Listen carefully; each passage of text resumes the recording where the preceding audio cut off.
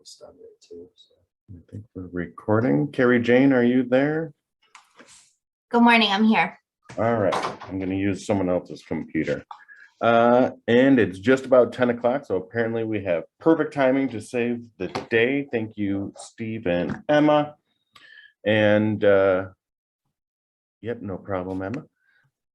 So let's just jump right into it, because I think we have a few people on and a few more might be logging in. So I'm really excited to welcome Carrie Jane John here from Fish and Richardson. Fish and Richardson is actually one of the incubator's newest sponsors.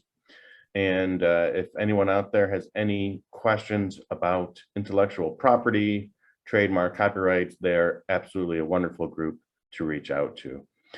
So Carrie Jane, I think this is awesome that you've agreed to do this, and I can't thank you enough. You know, I always think of trademarks, if anyone out there has seen the documentary about Jelly Belly and David Klein, and David almost lost all of Jelly Belly to his manufacturer because of a trademark. It's really a great story. You could actually look it up on Amazon, and David's a friend, really nice guy. So I'm really excited to learn more about trademarks and copyrights, and I know a lot of the people on this call find it also very important. So I can't thank you enough. And Carrie Jane, I'll let you take it from here. Thanks very much. Yeah, it's great to be here. Thank you for having me. My colleague John he's a patent partner in the New York office.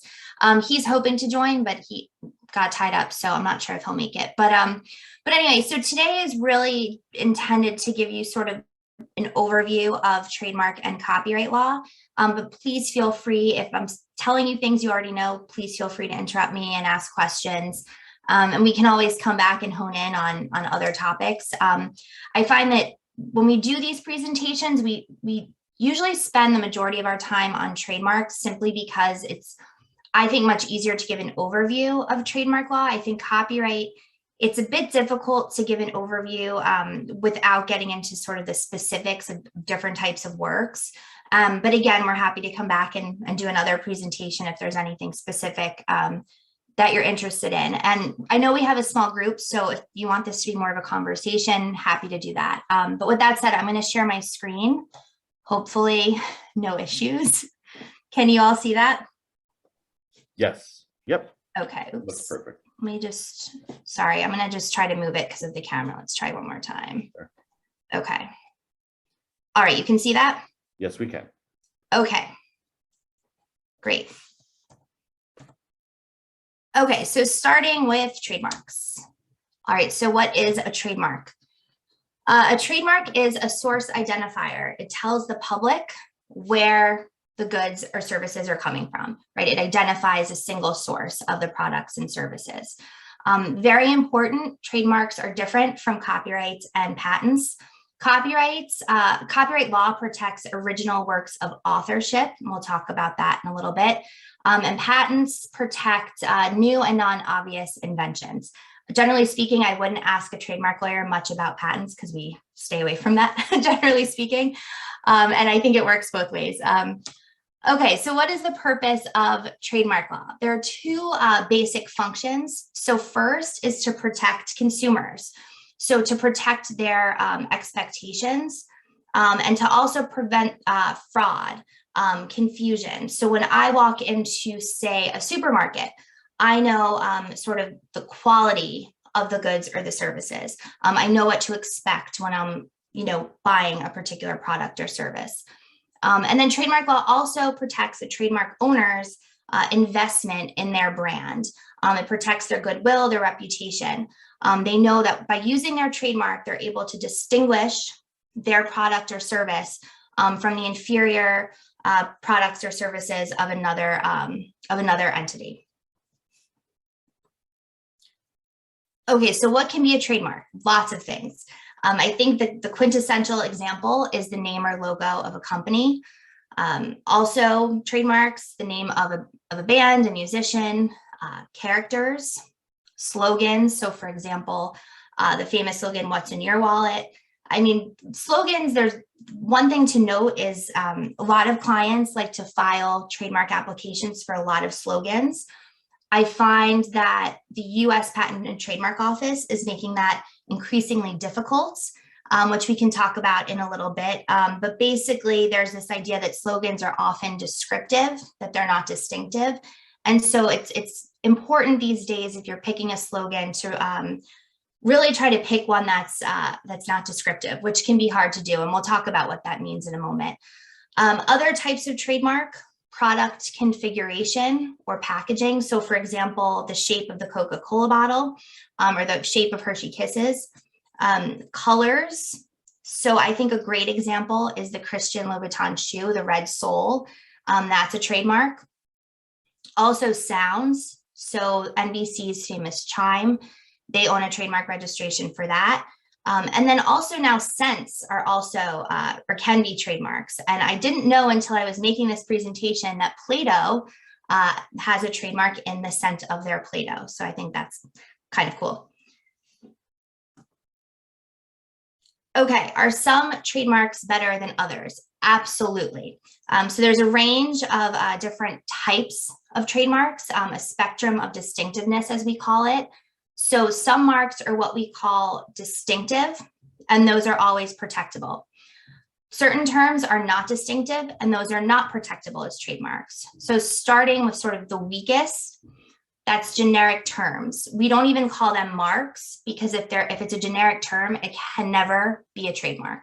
So an example is escalator. I think of generic terms as basically being the dictionary definition for a product or service. And then moving on to descriptive terms, and then you have suggestive, arbitrary, and fanciful. Fanciful, I think of as really being sort of a made up word. And I'll talk about each of these briefly. So starting with the strongest type of trademark, fanciful or arbitrary, these types of marks are always inherently distinctive, which means that they're always protectable as trademarks. So these types of marks have no connection with the goods or services. So to give you some examples of fanciful marks, Exxon, Pringles, Kodak, again, these tend to be made up words. Google is another example. Arbitrary, I think of as being a word, like a common word, but we're using it with a good or service that has nothing to do with the word. So for example, apple, bird's eye for garden peas, camel for cigarettes, Amazon for Amazon. And then going sort of, decreasing distinctiveness a bit is that's suggestive marks, but they're still inherently distinctive and always protectable.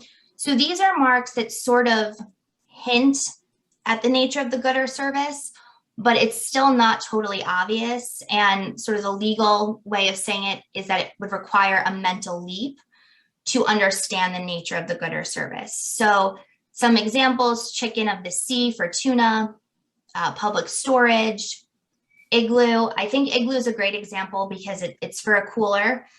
So it's keeping things cold, but it takes a little bit of thought to sort of understand the connection between the mark igloo and what the actual product is. And then going down the line to descriptive marks. So these are marks that are not inherently distinctive and that are not immediately protectable. These are marks that merely describe a quality or feature of the product or service. So for example, geographic marks such as Texas Instruments, the Texas portion of that mark is geographically descriptive. Mrs. Fields for cookies, because that's a surname, Lyft for the ride sharing service. But you can protect descriptive marks at a certain point, and that's when they have acquired distinctiveness. If you can show that your mark has acquired distinctiveness, then you can get protection for that. And we'll talk about what acquired distinctiveness means. Okay, so in order to prove acquired distinctiveness, you'd want to show, for example, evidence of extensive advertising to show that the public is going to have some recognition of your brand. Another way to show acquired distinctiveness, customer declarations, surveys talking about the recognition of your mark. Another way to show that you've done well and made it big is evidence of copying by competitors, sales numbers, and then also media attention. So any sort of articles, posts showing that that your mark is now recognized. Okay, so generic terms. These are unprotectable as trademarks. They can never be protected. So no degree of evidence is going to help you protect this, a generic term. So the way I think of generic terms are just common English terms and really, I think, dictionary definitions of what you're offering.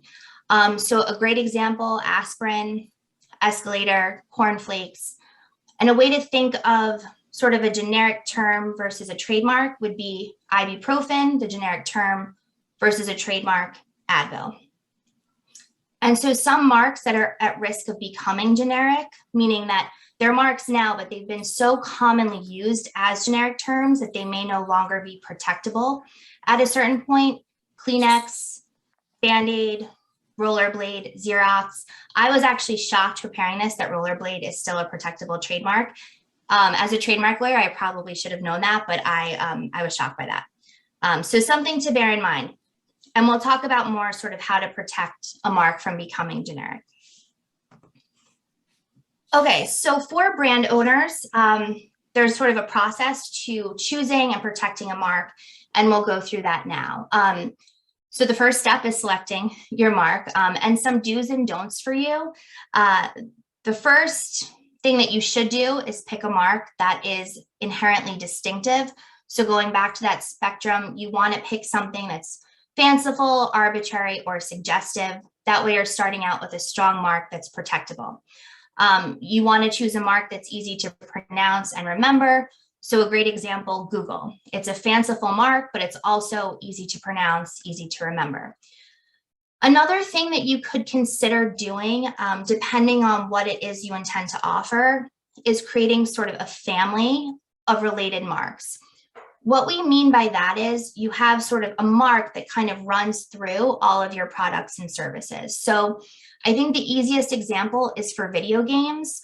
So if you take something like Call of Duty or Halo, it's this sort of umbrella term, and there's a series of products under that term. And so it helps create brand recognition because you see this name across a number of products. Things that you want to avoid doing. You don't want to choose a mark that's merely descriptive or generic. I know for some businesses, this is inevitable because it's an easy way of identifying your goods or describing your goods, but it will make it very hard to protect your brand or impossible if it's a generic term.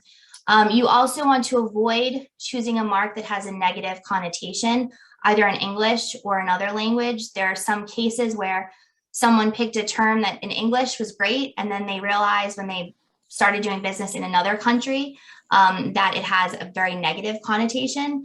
So one example is Nova, which I understand means not moving in Spanish. And so that was not great for that brand owner.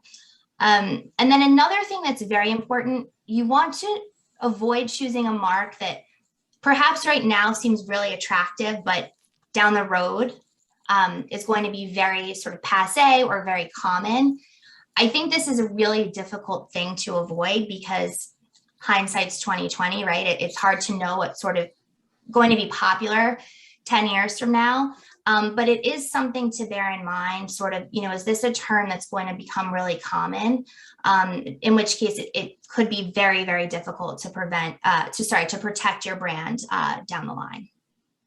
So Gateway 2000 is an example of that. Gateway, you can imagine, is a term that's sort of, attractive to people because it's a gateway to say great things, right? And then, of course, 2000 became outdated very quickly. But again, it's hard to know sort of in the moment what's going to become popular, what's going to become passé. Before I move on, does anyone have any questions? Yeah, I had a question. Mm-hmm. When you're applying for a trademark, you mentioned considering developing a family of related marks. Would you want to include that family within your trademark application? And second, if you develop that family after you applied, would you later submit a supplement? So the trademark application can only identify a single mark. So say you're using, to go back to my earlier example, like Call of Duty, and then there's another part of the game title, right? Your application can only protect one mark. So if you have another mark that say Call of Duty, and then a different sort of game title, that would have to be a separate application. Okay. What you can do though, when you file, is you can identify other filings for the same or similar mark. And that's just a helpful way of sort of tell the trademark office, I also own this. Practically speaking, does it really do much? Not necessarily, but it certainly can't hurt. And you do have that option to include that. Another thing to consider though is depending on how you display your mark. So again, the same example, Call of Duty. If you have sort of Call of Duty prominently sort of by itself on all of your products or services with these other sort of subtitles, say for the game, you could file an application just for Call of Duty to sort of protect all of these iterations. It really depends on how the mark is displayed, but it's a helpful way of sort of, getting protection for sort of the mark that runs through a series of marks without perhaps having to file for everything. It can be for cost saving, but also just to make sure that at least, you have protection in this term by itself so that other third parties know that they can't go out and file for this identical sort of mark that runs through a series of marks. I don't know if that answers your question.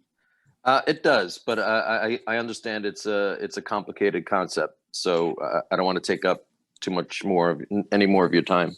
Thanks. Yeah, I hate to say that, but it does depend sort of on how you're using it. But that is a great thing to consider for sure, sort of the filing strategy there. There's different ways of doing it. Okay, thanks. Okay, so once you've selected a trademark, the next step would be to what we call clear the trademark. And so what this means is obtaining what we call a clearance search. They're not legally required, but we highly recommend them. There's two types of searches that we do here at Fish, I think is common for most firms. The first is an in-house or a preliminary search, and the second is a full or a comprehensive search. So in-house searches are really designed to sort of knock out red flags. And so what we do is we look at the US Patent and Trademark Office database or the USPTO database for trademark filings for similar and identical marks. And what we also do is we do internet searches, because in the US, and we'll get to this in a moment, trademark rights are acquired through use and not through registration. So just because someone doesn't own a trademark filing doesn't mean they don't have rights. And so it's very important that we look at the internet to try to find unregistered uses. And then full searches or comprehensive searches are exactly that. They're more comprehensive. Those are conducted by our vendors. They have algorithms that, just enable them to really hone in on what we need.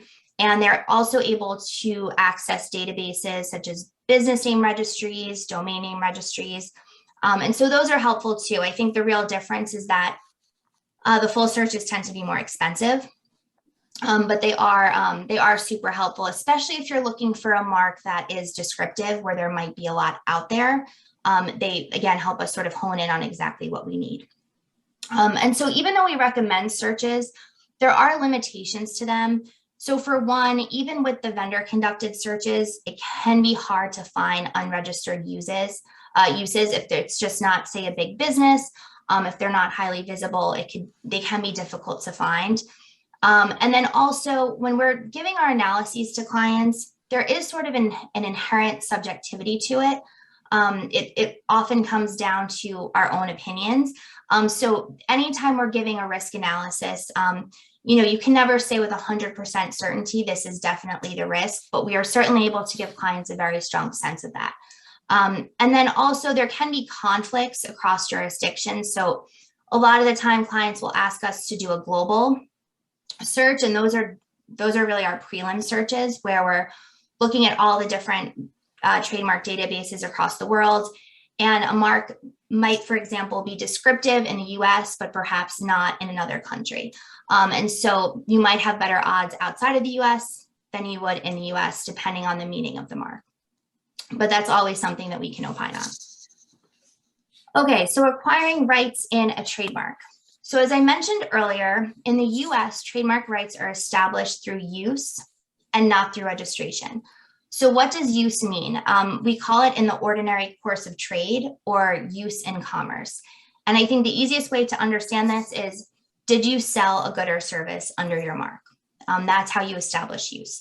That's how you establish use and rights. And registration is certainly helpful, but it's not required. And we'll talk about the benefits of registration in a moment. In the US applicants cannot obtain a trademark registration until they show that they're using the mark. For foreign applicants, it can be a bit different, but like to get into the nitty-gritty of that would take a while. But anyway, generally speaking, you have to show use in order to obtain a registration. And another thing to bear in mind, you have to use your mark in order to maintain your rights. If you don't use your mark for a period of about 3 years or more, you can lose your rights. So in the US, what we call the US is a common law jurisdiction because rights are based on use. So other jurisdictions that are similar, the UK, Australia, Canada, India. So you can use of your mark to establish rights. And in these jurisdictions, it's a bit different from the US, generally speaking, where you actually can get a registration without demonstrating use. But if you don't use the mark for 3 to 5 years, you can lose your registration or your rights. And then other types of jurisdictions, civil law countries, such as in the EU, China, Japan. In these jurisdictions, trademark rights are established solely through registration.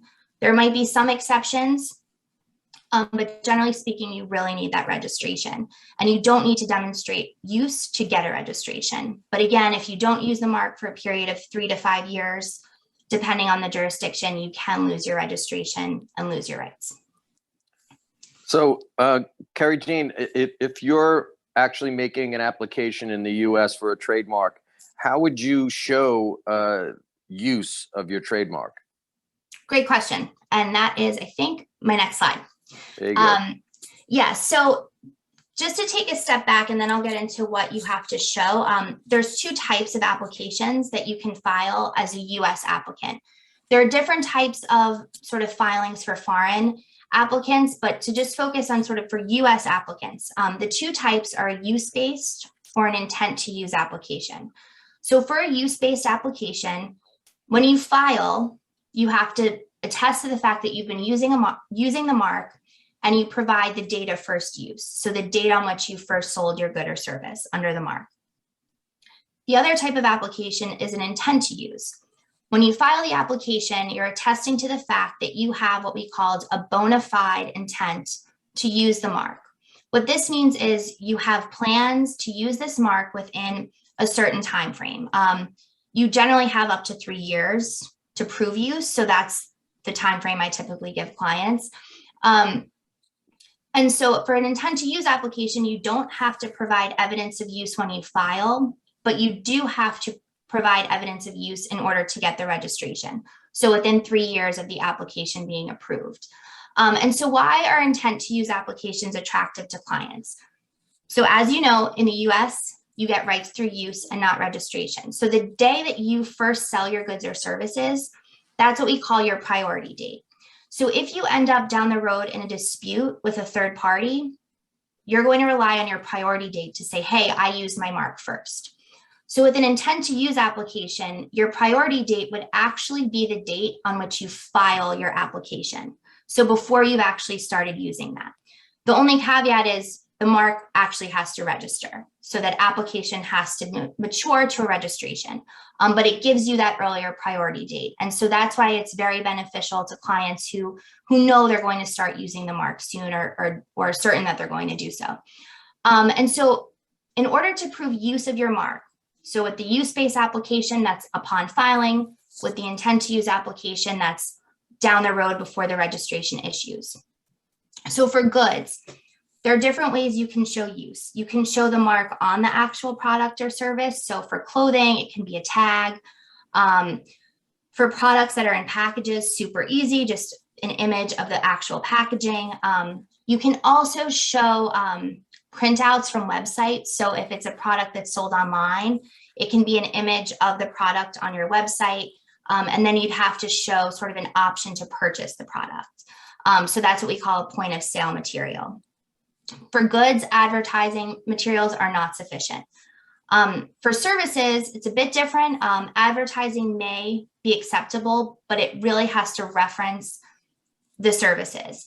And so by that, I mean, you really have to show sort of, I always use the word context. It's not enough to just have the mark with sort of no context of what's going on. You need to be able to tell the US Patent and Trademark attorney sort of what it is you're doing, so that they see that the services that are identified in your application are actually being offered.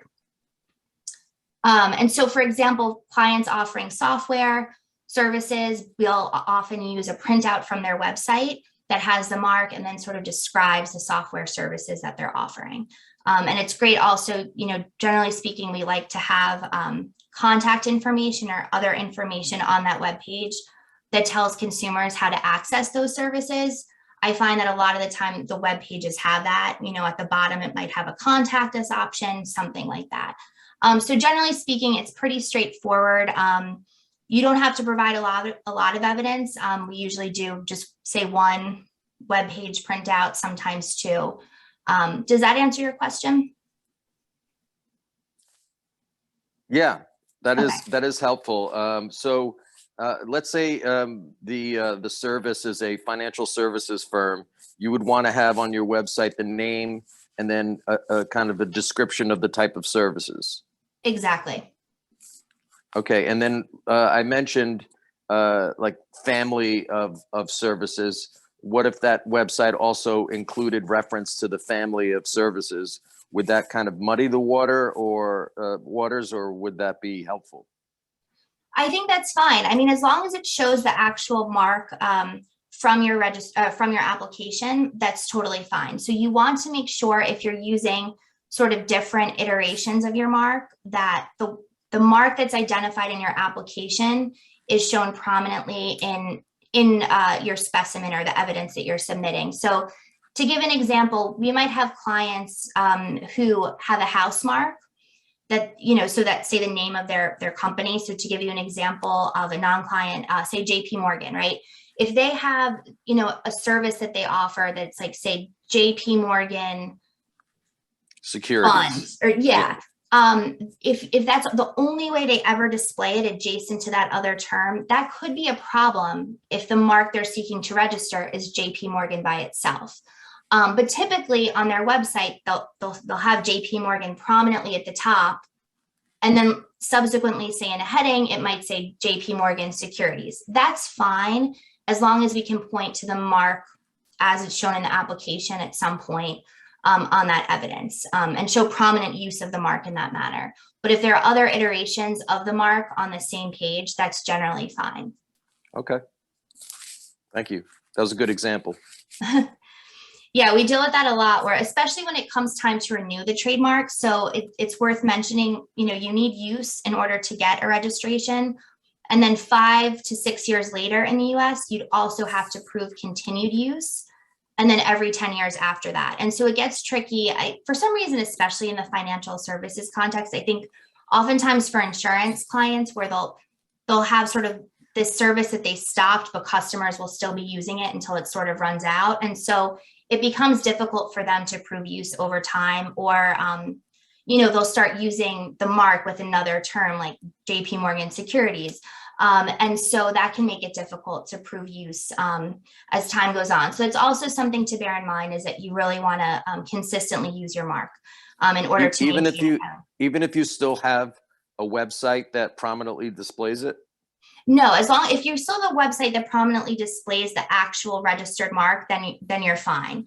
Okay. I noticed the problem is for some clients, if it's say not their trade name, but it's really a product or service name, sometimes the way that they use it will change over time, and then they can't prove that they're still using the exact mark that they registered, and that's where it gets tricky. If it's always like, say another term, yeah. Okay, I understand.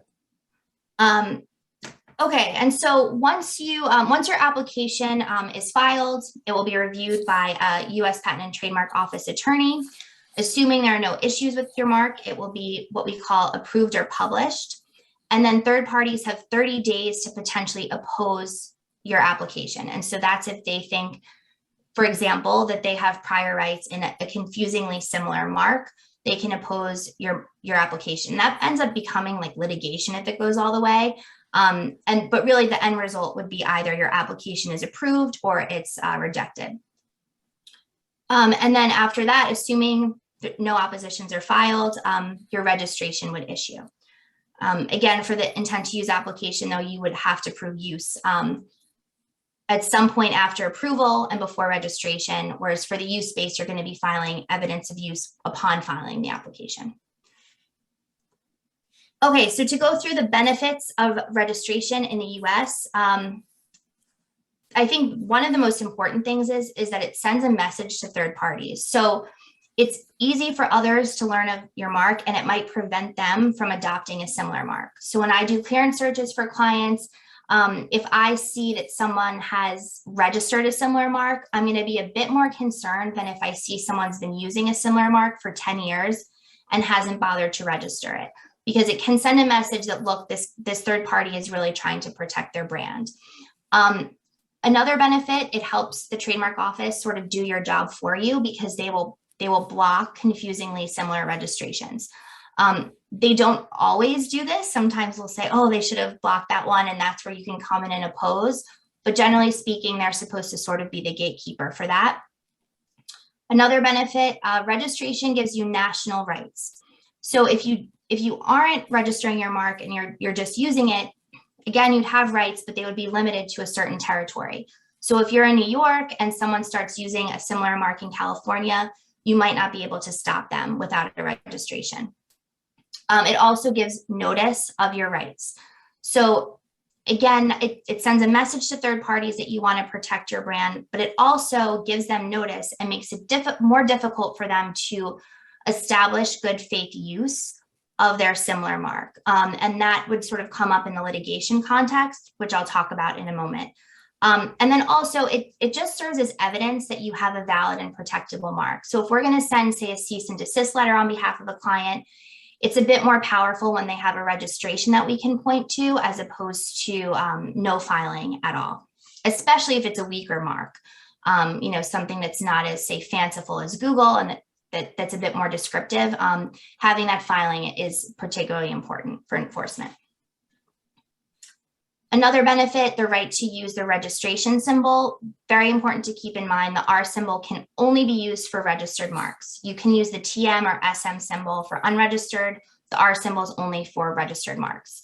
Another advantage, you can sue without a registration, but if you have a registration, you can assert additional claims in federal court, and you'd also potentially be entitled to additional damages and fees. It's also, US registrations can serve as a basis for foreign registrations. So you can file outside the US claiming a priority date based on your US filing. And then also, if you're selling goods, you can register your products with customs, and they can prevent products from coming into the US, infringing products. So for some clients, that's been extremely helpful for them to block counterfeits. I think it really depends on sort of the nature of the business, but that's something to bear in mind. You need a registration in order for customs to start seizing and blocking counterfeit products. Okay, I know I'm running out of time, so I'm going to try to go through this quickly. I'm sorry. But really important, once you have that registration, or once you've established rights through use, how do you maintain them? So you always want to use the registration symbol if it's registered, or the TM or SM symbol. You don't have to do this at every instance, I typically tell clients, at some prominent instance on their, on their website, and then you don't need to use it every time after that when you mention the mark. You really want to offset the mark from the surrounding text. So you want it to basically grab users' attention or customers' attention. For example, all capital letters, boldface, larger text, italics, a different color, a different font. Just use it in an attention-grabbing manner. This is very important when it comes to prove use, say with the trademark office. You want to show that consumers are going to see this and recognize it as a mark, as opposed to just another term, say, on your website. You always want to use the trademark in the same form in the marketplace. You want to use them consistently. Of course, if you have a family of marks, the mark might be locked up with different terms, different marks within that family. That's fine. But generally speaking, you want to use the mark consistently. You don't want to use different spellings, for example. For weak marks that are potentially descriptive, you want to avoid uses that are going to sort of highlight that the mark is descriptive. This is a very difficult example to give, but we have some clients where maybe they choose a slogan that's arguably descriptive. And then when we go to prove use at the trademark office, we'll see that they have a web page sort of telling everyone what the mark means, right? And so that's not ideal. So you want to be sort of smart about the language around your mark. Of course, you don't want to singularize or pluralize your mark or make it possessive if it's not possessive. So again, just that consistent sort of use and spelling across the board. Okay, and then another important point, your mark should always be used as an adjective, and it should never be used as a noun or a verb.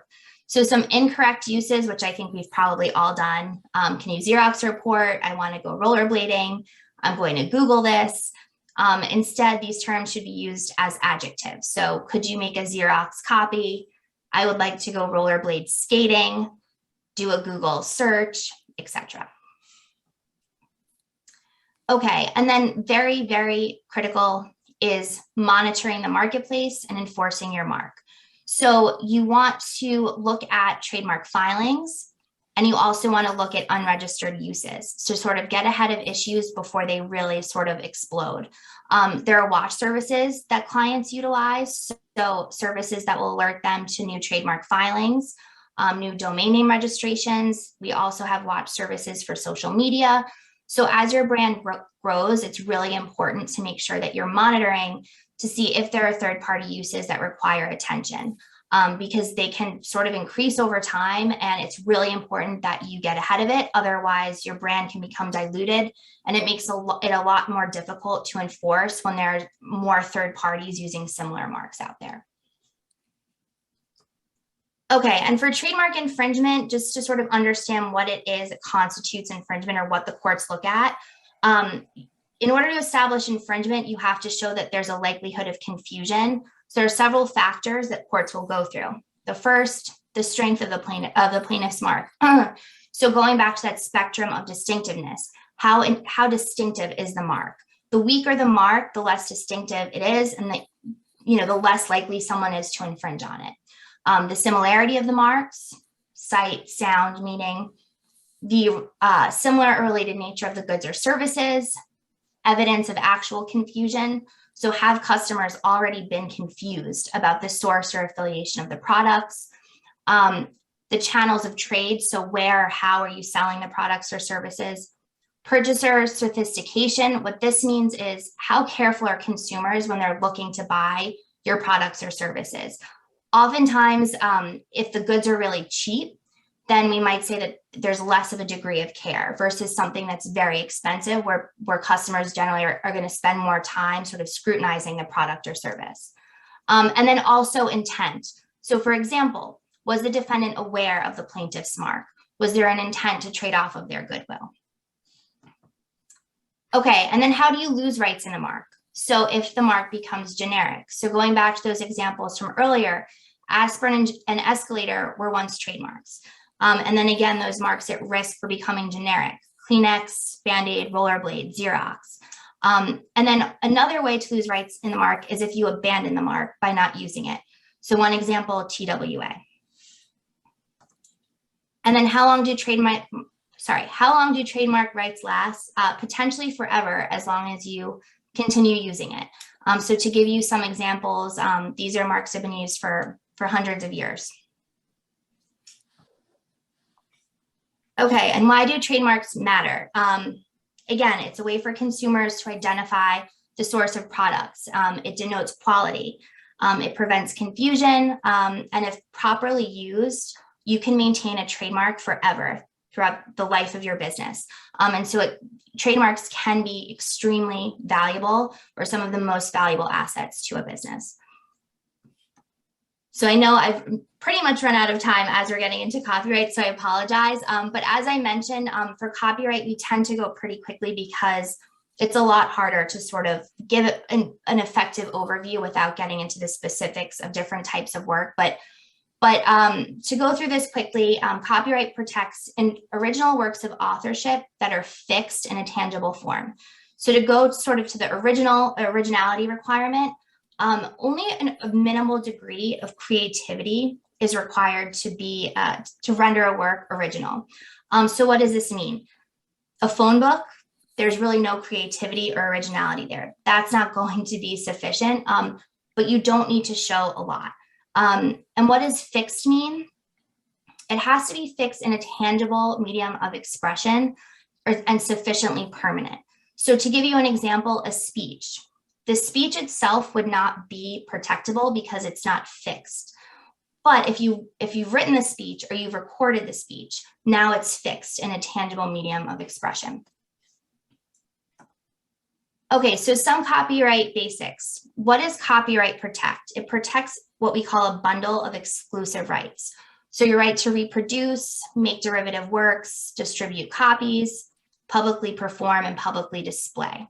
So types of copyrightable works, I'm sure you all know this: books, music, plays, ballets, computer code, sculptures, movies, sound recordings, architectural works, paintings, photos. What does copyright not protect? It does not protect ideas. You stole my idea, not protectable. Procedure, process, system, methods, all not protectable. Copyright also does not protect facts. It can protect the expression of certain facts, depending on sort of the degree of originality, but the actual fact itself is not protectable. And then copyright also does not protect words or short phrases. That's really what trademark law is for. So you can protect text under copyright law, but just a short phrase is not going to be protectable. Okay, so how do you acquire copyright rights at the time of creation? The current term for copyright is the life of the author plus 70 years. So it's a bit different from trademarks in that regard, because like I said, trademarks can be protectable forever so long as they're used. But one thing to note, although a work is protected when it's at the moment it's created, the Supreme Court in the last few years decided that you have to have a registration in order to sue. Bearing that in mind, though, you can sue once an infringement has occurred, and after, sorry, let me word this differently. If somebody infringes on your work and you don't have a registration, you can go out and get a registration and then sue. That's totally fine. So not having a registration before the infringement does not foreclose you from suing. But if you have a registration prior to the infringement or within 3 months of it, you are entitled to additional damages and fees. So having that registration can be very important. It generally takes it was taking 7 or 8 months for registration to issue. I think now with COVID, there have been so many delays that I would say it probably takes much longer now, maybe a little bit over a year. So just something to bear in mind. And then just to wrap up, just a couple more slides. Copyright ownership. Again, rights are acquired at the time of creation. The author is the person who will have those rights. So if you are not the author of a work that you would like rights in, you need to make sure that you legally own the work. So for example, one way or two ways that you can acquire rights in a work that someone else has authored is through an assignment, or if it's a work made for hire. So a work made for hire, what does that mean? It's either a work that was created by an employee within the scope of their employment or expressly agreed to in writing by both parties. So to give you an example of a non-employee work for hire, a wedding photographer, right? An independent contractor who you hire. So if you hire someone to take photos for your wedding, you want to make sure that your contract recognizes that that is a work for hire. So again, another example, a writer hired to write marketing materials. Again, you're going to want an express written agreement stating that the works are works made for hire, such that you, the recipient of that work made for hire, will be the owner. But something that we recommend is a backup assignment. In some states, work made for hire agreement will not suffice. We just dealt with this in California.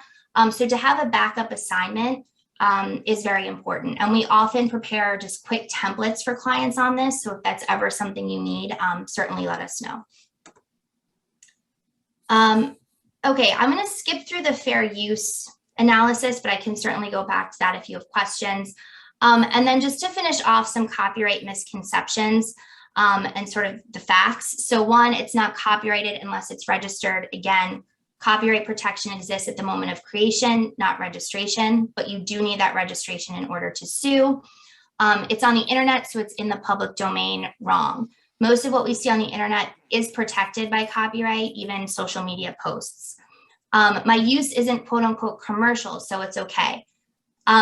That's not true. You would be very surprised what constitutes commercial use. Even academic papers can be deemed commercial use because it's sort of giving a benefit to the professor. So you have to be very careful with that assumption. I'm just using it in an internal meeting, so I don't need a license. That's also false. Even an internal use could very well be infringing. The only difference is sort of the practical risk. So is it copyright infringement? Yes. Are you going to be caught and sued? Likely not. We paid for it, so we own it.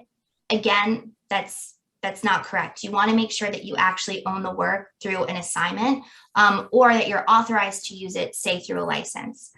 If we use less than a certain amount, it's okay. Be very careful with that assumption because it's very, very fact specific. So just because you're using only a bit of the work does not mean that it's that it constitutes what we call fair use or that it's not copyright infringement. And then another misconception, we can copy if we give credit. That's also not necessarily true. There are licenses that may provide that you can use it if you give credit, but you should never assume that across the board. Okay, the very last slide, an infringement can be based on any of those exclusive rights that I talked about earlier. So distributing, copying, public performance, public display, you can infringe based on an infringement of any of those rights. In order to show infringement, you have to show that you have a valid copyright. So now you're required to show an actual registration and then copying by the defendant. And then how do you show copying? Access. So that means that they actually had access to your work, right? That it was not sort of an independent creation. And then also substantial similarity. There's this famous example with George Harrison and the song He's So Fine. It was found that he had access because this song had been very popular. It was on the charts for several weeks. And the court actually found that even though it wasn't deliberate, it was subconscious. That comes up a lot in the music context. So anyway, I know I blew through that copyright section. I apologize. We're always happy to present more though. Does anyone have any questions? I have a quick question on copyright. Some people I know who either are photographers or poets, they've said that they believe that their products are protected if they just write their name with a C and a circle at the bottom of it. Does that actually mean anything? So having that notice is helpful in that it like to sort of go back to the trademark example, it's similar in that you're putting third parties on notice of your rights, but it's not necessary to establish rights in the work, because again, the moment that they create that photo or create that artwork, they have protectable rights. Again, whether or not they can enforce in court by suing will depend on the registration, but it's really just about creating the work more so than it is the symbol. Okay, so then when I see all of these websites that have at the bottom of the website the year and then the copyright symbol, does that mean that they've registered the content of their website, or they're just putting people on notice? I think often in my experience, it's often used just to assert or notify other people of their rights. It does not mean that they've registered their work. You can use the copyright symbol on anything. You don't have to have a registration. And so I would never assume when you see that it's because it's a registration. I think people typically use it just to signal to others that they're claiming rights in the work. Okay. I have a quick question. Since most companies like startups don't ultimately make it, what point do you suggest your startups to actually begin like their trademark process? Because there is costs involved and everything else. Yeah, that's a great question. So I hate to give the lawyerly response of it depends, but it does, because a huge part of it, I think, for a lot of clients is the budget. A lot of the time they don't want to spend money on registering trademarks that they're not going to use for an extended period of time. So I think, one, it really depends on your budget. I mean, realistically, because you can claim rights without a registration, it might not be worth spending over $1,000 to file a trademark application and register the mark. So it really just comes down to sort of your priorities in terms of allocating money. But I think as soon as, for a lot of clients, once they know, even before they've started selling, they'll file that application, the intent to use application. If you're feeling a bit uncertain, I think it's totally fine to hold off for a couple of years, as long as you're making some, good use of the mark, making prominent use of it as we recommended, and then filing a couple of years later, that's also fine. I know that's not that helpful of an answer, I'm sorry. But I do think it really depends on the business. No, that's great. Thank you. Any other questions? I think we have time for maybe one more. It's been great questions so far.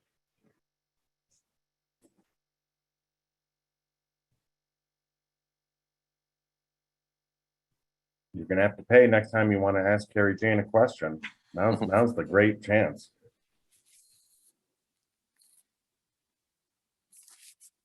Well, if not, then let me say, Carrie Jane, that was awesome. I think that was really, really good information presented in such an easy way to understand. I cannot thank you enough for taking your time to do this. Really, that was really great. Thank you so much. Oh, you're welcome. Again, thank you for having me. And what I should have done, and I didn't do, I didn't include my email address. So if you have any questions, feel free to reach out. My email address is super easy to remember. It's John, my last name, JOHN, @fr.com. Now, people always assume my name is John when I get emails from new clients and everything, which is fine. But anyway, it's at least easy to remember. So feel free, if you have any questions, to reach out. And we're always happy to do more of these. If there's, a specific area or field you want to know more about, we can certainly do that. And John on the patent side as well. I know nothing about that, but he's obviously an expert. So